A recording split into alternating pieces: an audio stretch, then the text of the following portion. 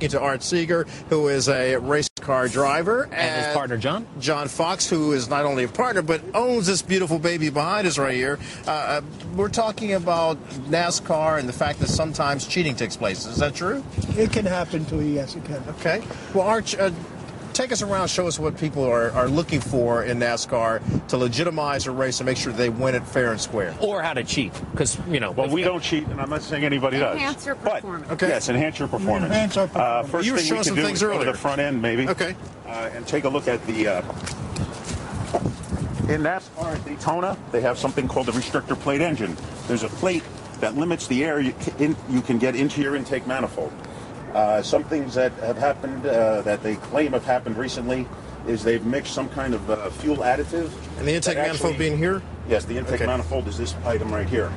There's a carburetor set on here, and what has happened, they claim, is there was a mixture of some type of fuel additive that creates its own oxygen.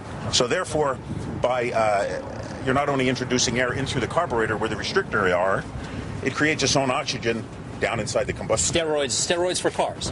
Possibly. All right. How about drilling holes? You drill a hole in a car, you can get an advantage? Yes. Now, what happens there is what I would say, what has been, what I have seen is underneath the car back here, they'll drill holes through here underneath the wheel well. Come on over here. Well, what happens is, as the air gets up underneath the car, you have wind resistance because of the back end of the car hits the air and it won't go. Now, if you drill some holes up through there, you will actually create an airflow out the back.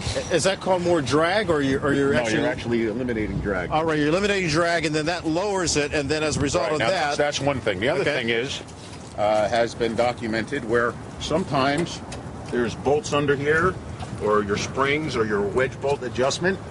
NASCAR mandates how high the spoiler can be off the ground and the angle of the spoiler.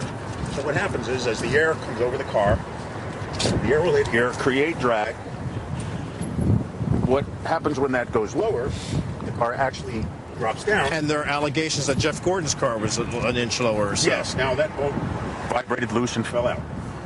What happens then is the air actually doesn't hit the spoiler at the same angle. And therefore you will then create less drag. And you might gain for every quarter inch about 2 miles an hour down the straightaway. Art, if you tried all these tricks, could somebody like Courtney Friel, who's not big on the NASCAR circuit, but could you make her into a championship driver if you adopted all these things? He has the nerve to go 200 miles an hour. Car. It says Fox. Right. It's a beauty. John Fox, the owner of this car, he has Fox Realty up in the Pocono Mountains. But really, if you cheat like that, you're only going to get a couple of extra seconds, right? A couple extra seconds may be all you need. All right, Art Seeger, thank you so much. When we come back, we're going to go back down to Daytona, and we'll actually talk to Rick Reichmuth, who's down there with some of the drivers at NASCAR. Cheating is not on their mind. Winning is, however, and we'll talk to him about that coming up next. All right, Courtney, let's put you in the driver.